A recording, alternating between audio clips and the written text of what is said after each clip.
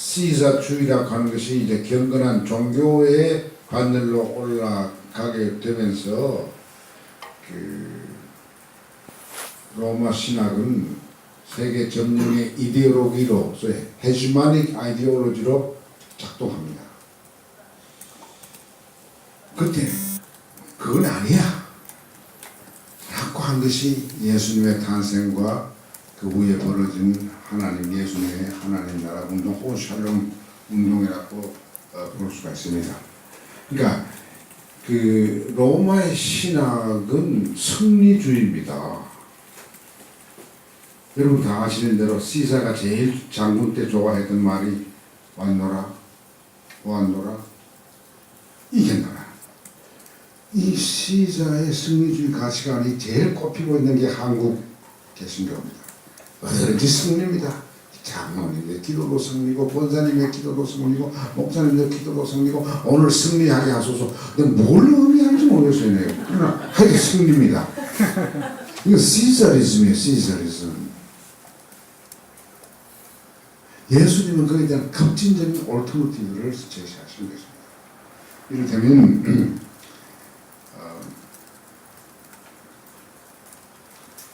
예수님의 가장 감동적인 그 미니스트리 사역 가운데 하나가 베데스다 연못가에서 그 38년 된 병자를 고쳐주시면서 한 3마디 일어나라. 너를 30년 동안 편안히 모셨던 그 자리를 손에 들고 일어나라. 그리고 가라. 자유롭게 가라. 일어나고 왔노라 보았노라 깨우셨노라 이겼노라. 이하고 얼마나 다릅니까?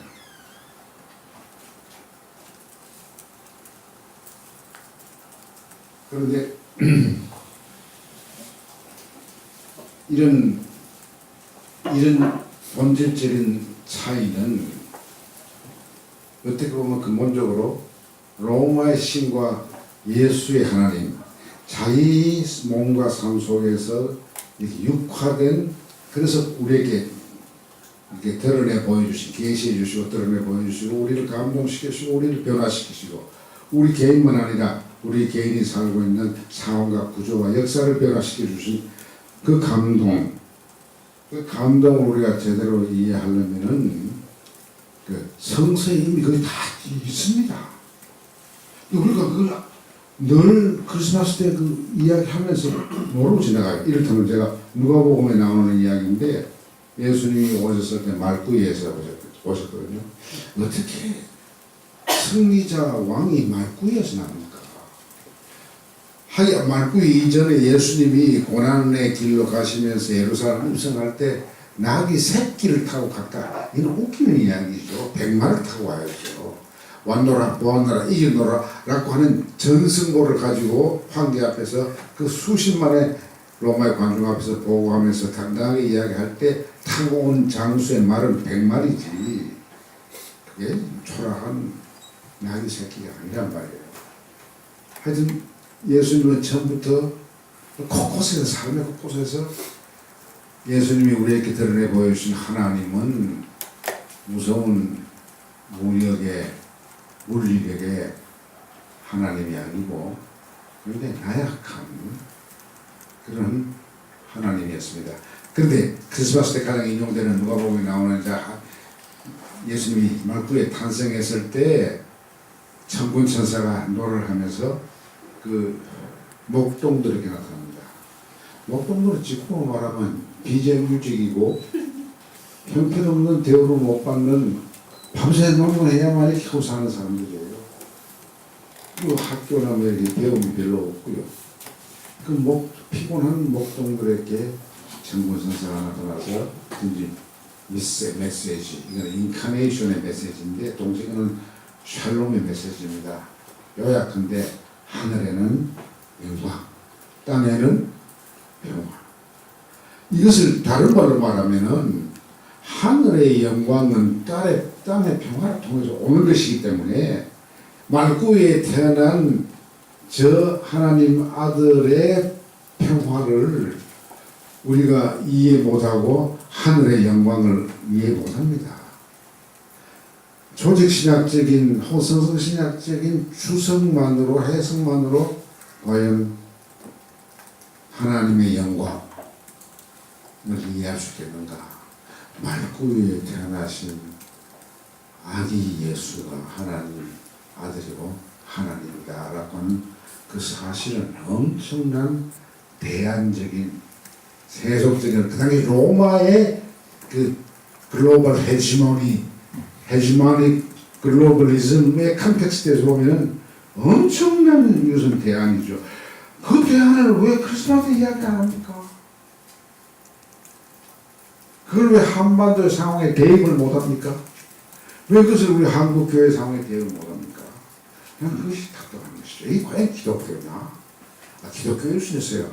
예수의 운동이냐? 라고 하는 것이죠. 그리고 로마의 하나님과 예수님의 하나님의 본질적인 차이를 좀 더 이야기하자면, 저는 이번 12월 달에 나는 우리 교회에서 이야기해달라 그래서 이걸 이야기를 좀 할까 싶은데, 그래서 상당히 먼저 말씀을 드린다면은, 예수님이 이제 하나님 나라 운동을 본격적으로 시작하기 전에 본격적으로 하나님과 아주 어떤 의미에서 목숨을 건 대화를 하고 싶어요. 정말 하나님 뜻이 뭔가? 내가 하나님 아들이라고 생각하는데 그렇게 마리아 엄마도 그런 거를 이렇게 가끔 시사를 하고 그러는데, 정말 내가 하나님 뜻에 합당한 2000년 전 로마가 세계를 이 물리력으로, 그 물리력을 뒤받침한 이데올로기에서 법체계로, 그리고 도로를 아주 잘 써와서 닦고 나와서 전쟁을 잘할 수 있도록 해놓은 그 당시로 봐서는 산업화의 그 단계에서 내가 정말 하나님 뜻 합당한 샬롬의 운동을 하려면은 내가 직접 하나님과 소통해봐야겠다 라고 하는 결심을 가질 때 성령께서 그를 인도해서 광야로 갔어요. 광야에서 정말 40일간의 사투에 그걸 하는데, 거기에 나타난 사탄의 그 유혹이 굉장히 중요합니다. 이게 사실 히스토리컬 팩트는 아닐지도 몰라요. 그러나 히스토리를 만드는 동력이었어요. 히스토리는 만들어지는 그 결과도 중요하지만 그 만드는 동력에 대해서 우리가, 동력은 오히려 신학적으로 이해를 해야겠죠. 근데 예수님은 거기서 광야에서 세 가지 가짜신을 봤거든요. 그 가짜신은 그 당시 지배 유대교가 설파한 하나님이기도 하고 로마가 강조하는 로마 신학에 입각한 하나님이기도 했어요. 처음 만난 잘못된 신은 저 하는 돌을 떡으로 만들어라. 그래서 인류의 빈곤의 문제를 해결해라. 그 굉장히 지금도 필요한 지도자들이 늘 받는 도전이기도 하죠. 근데 그 많은 하나에 빠진 돌을 빵을 만들 수 있는, 빵은 재화입니다. 결국 사람은 돈으로 먹는 걸 사기 위해서 돈을 쓰는데, 돈은 수단이요. 어떻게 보면 빵은 조그만한 목적일 수 있는데, 하여튼 굉장히 소중한 이 황금, 돈을 통한 세계 지배, 그러면서 명분은 많은 사람에게 다 배부르게 먹일 수 있는 그런 갖고서 내가 하나님의 운동하겠다. 하나님의 아들로서의 그 위신과 위강과 힘을 보여줘야겠다 하는 것, 그냥 황금의 신이라고 할 수 있죠. 제가 이번에 평양 가서 놀란 거는요, 평양이 거리에 그 전에 여러 번 갔을 때 밤이 구호와 글귀와 막 정오와 그림 이런 것들이 많은데 싹 없어지고요. 5일 능라도 경기장에서 15만 명이 모이는데 그만 정말 그곳에 가지 않으면 볼 수 없는 진귀한 예술 집단 퍼포먼스죠. 카드 섹션 같은 거는 뭐 참 대단히 정대합니다. 근데 거기서 제가 프로그램을 딱 봤는데 제가 그전에도 가봤거든요. 카드 섹션 가서 대포도 팍 쏠 때 카드 섹션으로 대포가 막 1단계, 2단계 막 가는데 굉장히 감동적이에요. 깜짝 놀라주는데 그런 거 싹 없어지고 그 프로그램 가운데 한쪽에 어떤 글귀가 나오냐면 황금산과 황금벌과 황금바다를 만드는 거. 나 그 글귀를 딱 보고 느낀 게 야, 반제국주의 그 지형도심에서 막 180도로 돈을 확 버는구나. 자본주의가 우리보다 훨씬 빨리 저기 앞으로 한 10년, 20년 내에 들어갈 수도 있겠구나 하는 건 제가 두려움을 느꼈습니다. 걱정도 되는 것이죠. 저게 진짜 아닌데. 그런 생각이죠. 둘째 분은 여러분 사탄이 뭡니까? 예수님을 저 로마 엠파이어, 그 영광스러운 로마의 정치적인 찬란한 엠파이어의 모습을 보여주고 인간한테 저라면 주겠다는 거 아닙니까? 그것은 벌거벗은 무력에 입각한 승리주의 권력의 하나님인 거죠. 내가 그것도 되고 싶다는 생각이 예수 안에 있었는지 몰라요. 그래서 이 사람은 아버지 하나님과 소통하면서 내 생각이 맞습니까? 이렇게 물었는데 황금의 하나님은 no, 그건 아닌 걸 확인했기 때문에 그렇게 기록됩니다. 두 번째는 그 로마 제국의 하나님, 그런 트럼프도 거기에 지금 상당히 빠져있고 모든 큰 나라의 왕들은 제국의 최상위 권력자들은 다 그 욕망이 있는 것이죠. 지금 브리티시 박스 브리타니카 박스 아메리카나로 넘어와서 지금 박스 차이나가 될지 안 될지 모르지만 하여튼 그걸 꿈꾸는 사람들은 다 자기가 신이 되고 싶은 거예요. 그 아니란 걸 예수님 말하는 거죠. 그런데 한국교회는 황금도 모으고 황금의 신도 되고 권력의 신도 되도록 하는 사람들이 한국교회를 상당히 지배하고 있다는 사실을 저는 가슴 아프게 느끼는 겁니다. 그게 복음이다. 그 복음 아니죠. 세 번째로 종교의 주술적 힘으로 내가 세계를 한번 다스려보자. 종교적 주술주의에서 성전 꼭대기 올라가서 뛰어내려가 봐라.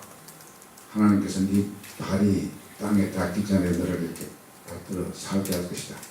그럼 성서에 있는 말씀이지만은 그것을 주술로 해서 내가 이렇게 강력한 지배자다, 강력한 지도자다, 강력한 제왕이다, 강력한 신이다.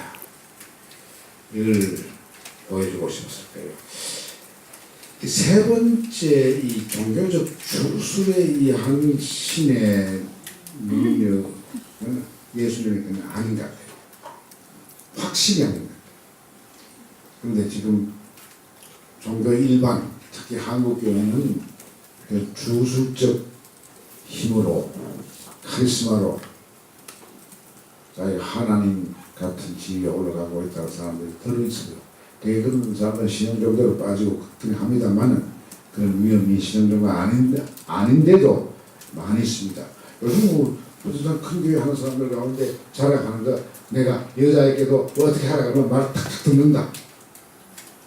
그 주술적 힘이죠. 그거 아니죠.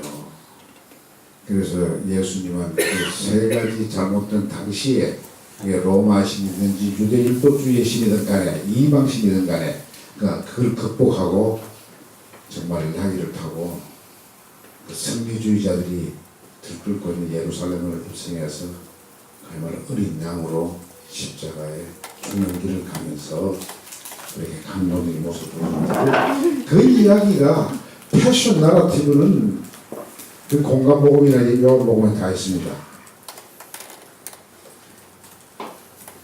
그게 복음의 상당히 중요한 이야기죠. 예수님이 어떻게 약자로 오셔서 약자의 아픔을 들어주시면서 악을, 원수를 사랑함으로써 악을 극복하는 놀라운 스토리가 성서 이야기죠.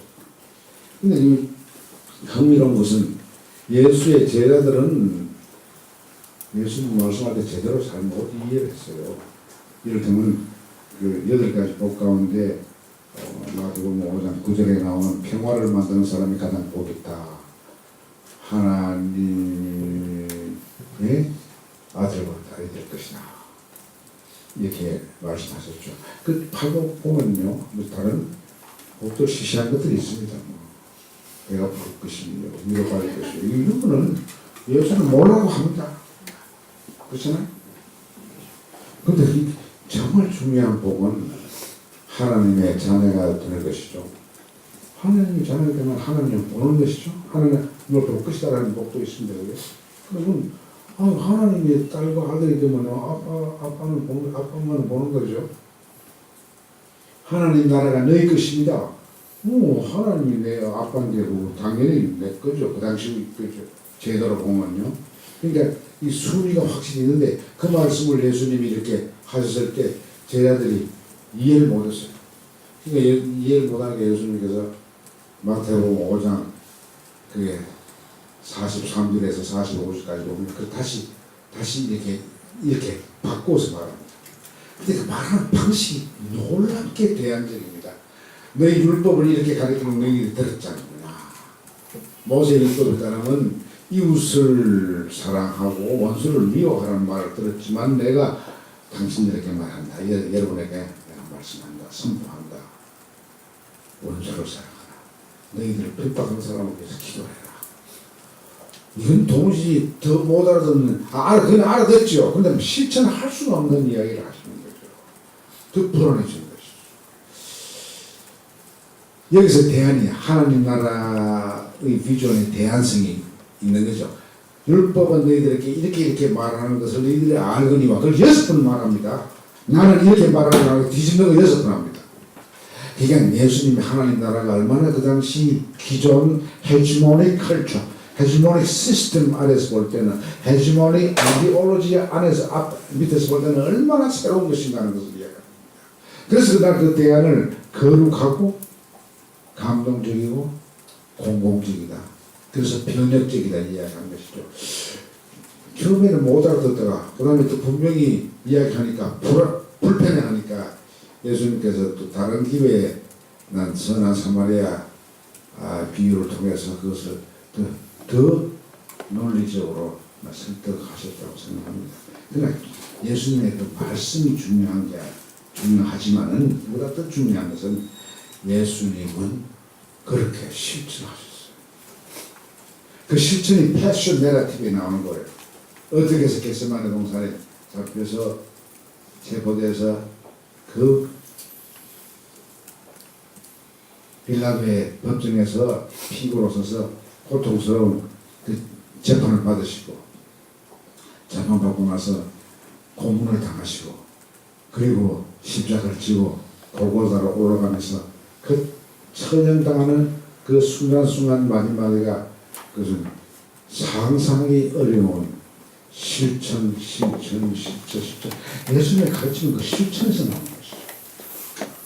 만약 그 실천에서 안 나오고 다른 성자들처럼 왈 가라사대 이거 했으면은 나는 예수의 복음이 그렇게 우리를 오늘도 우리를 격동시키고 감동시키고 참다운 하나님 나라를 땅에 이루기 위해서 변화에 뛰어들 수 있는 용기를 주는 그런 것이 될 수 없다고 생각해요.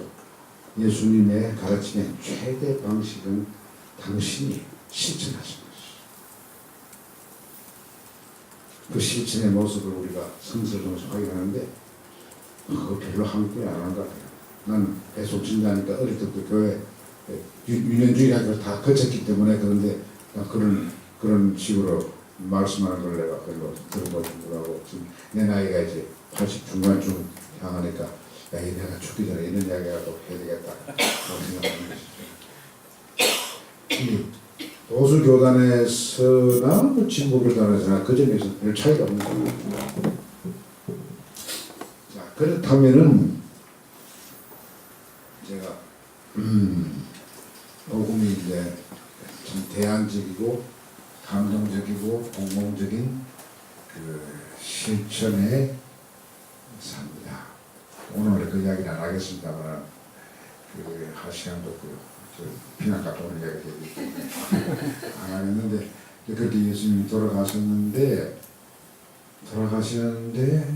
이 이야기는 해야 될 것 같아요.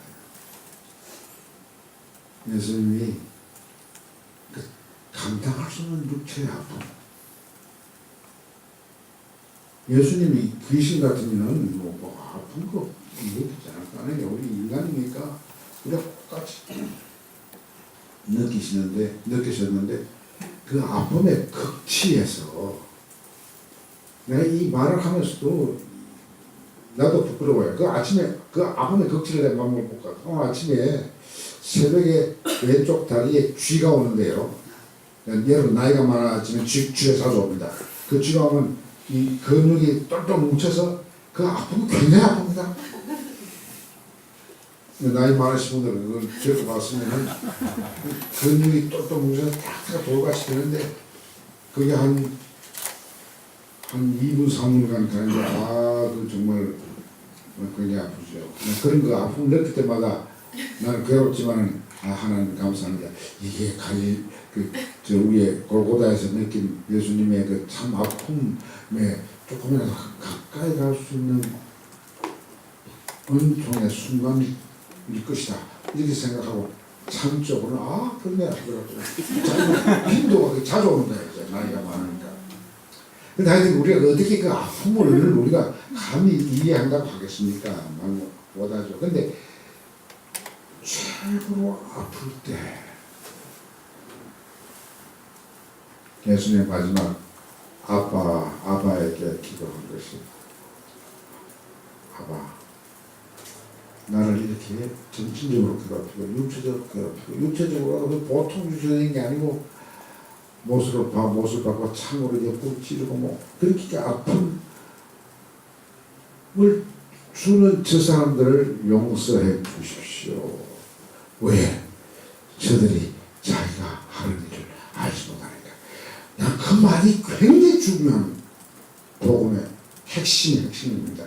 저들이 자기가 하는 것을 알지 못하기 때문에 용서해 주십시오. 나는 지금 이 배속신자인데 아무도 아직도 한국에서 어느 교파의 설교에서 모르기 때문에 용서해달라고 하는 그 내용을 설교를 들어본 적이 없습니다. 글도 읽어본 적도 없고요.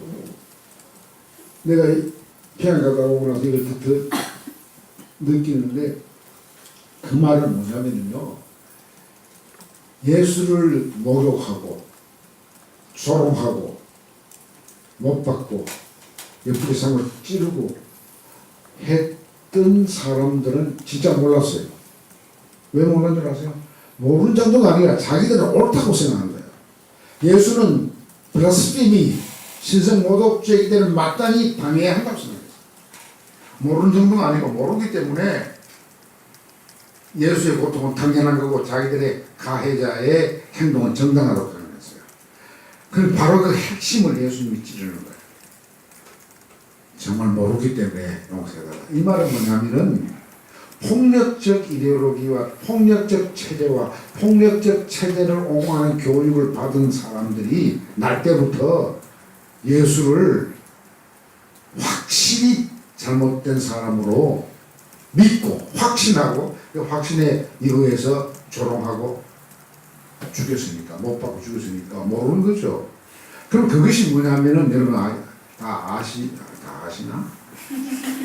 그 아히만 재판에서 여러분 다 아는 거 페널리티 오브 이브 악의 평범성. 아히만은 자기가 잘못했다고 생각하는 거예요. 나는 나치의 장교로서 위에서 국가가 명령하는 것을 나는 충실히 지키는 공무원이다. 그래서 내가 죽였는데 뭐가 잘못됐느냐.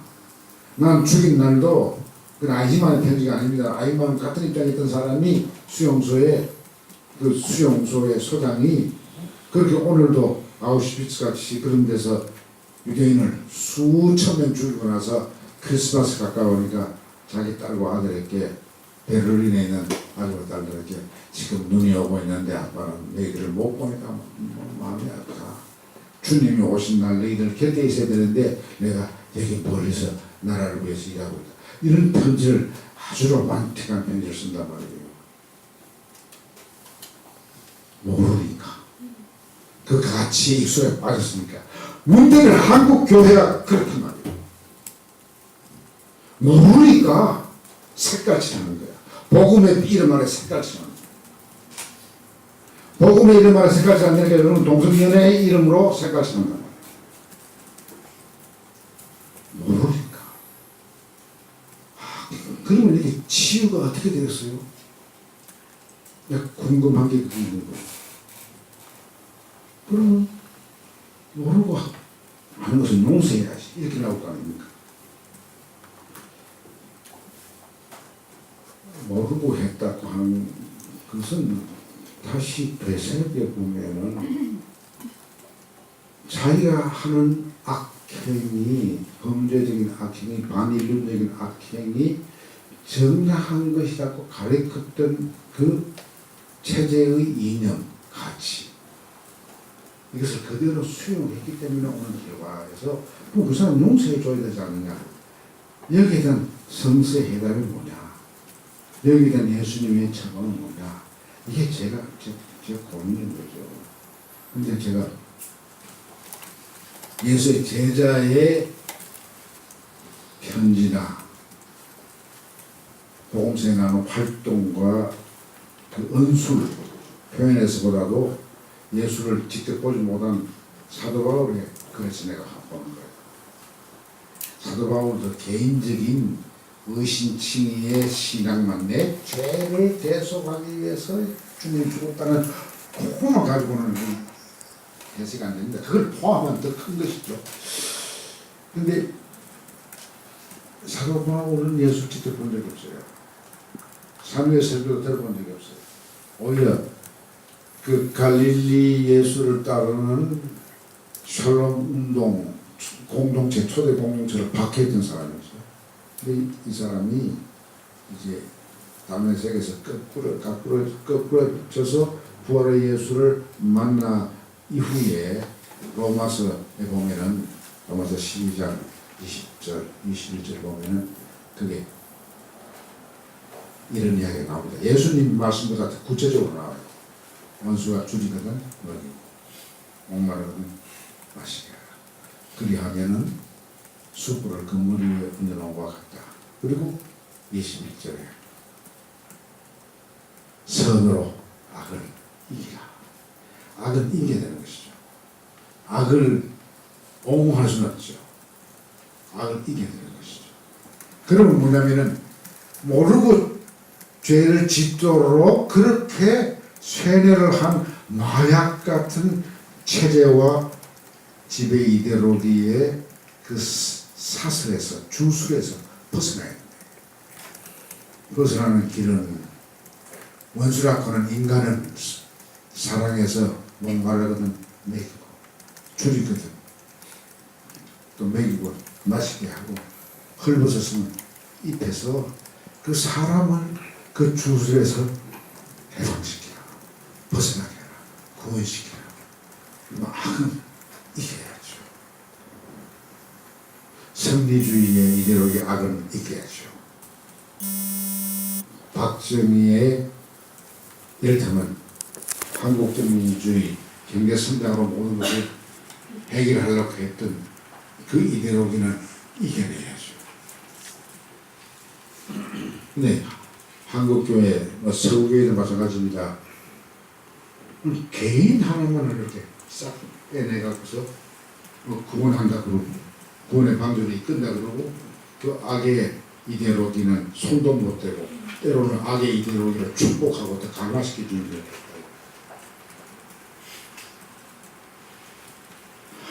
예, 제가 이까지 하고 나서 또 그 로마서에 나오는 그 표현을 저는 그 발선이라는 말을 씁니다. 왜냐하면 숯불을 머리 위에 얹어놓으면 사람의 얼굴은 붉어지잖아요.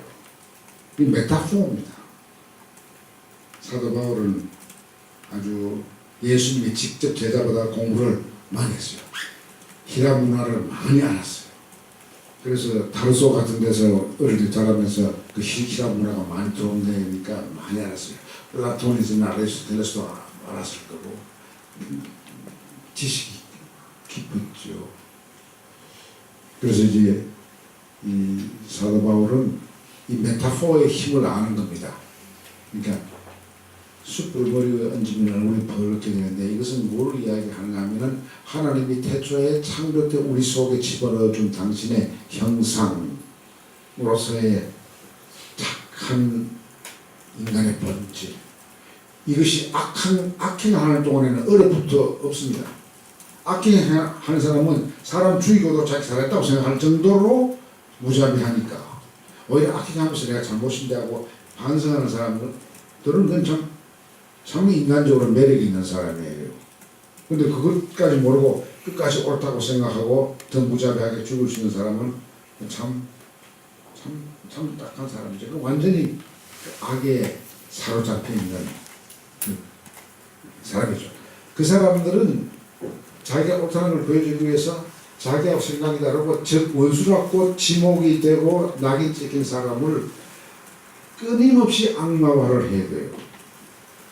제가 이번에 평양 가서 느꼈습니다만 이 분단의 70년의 이 이데올기가 한순간 흔들거리면서 악마화 과정이 그쪽에서는 우리보다 더 빨리 해체되고 있다 하는 걸 느끼는 겁니다. 우리는 지금 해체 안 되고 있어요.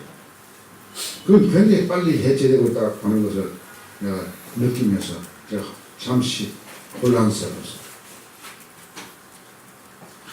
악마화를 하면은요, 악마화하는 주체는 자기 원수를 악마화하는 과정에서 지가 먼저 악마가 됩니다. 그래서 예수님 산상보훈의 40말씀 가운데 남의 눈에 있는 티는 보고 지 눈에 있는 대들보를 못 본다는 이야기는 자기 속에 악성이 더 많은 사람일수록 남의 작은 악을 더 크게 악마화해서 비난합니다. 예수님의 평범한 말씀 같죠. 그런 이야기 속에서 악마화를 더 앞장서고 적극적이었던 당시 율법주의자들을 나무라신 거예요. 성찰하도록 초청하신 거죠. 그래서 대안은 그건 그 악의 희생자가 된 사람은 용서하고 사랑하되 그 악은 이겨내야 합니다. 원수를 사랑하라 그래서 그걸 우리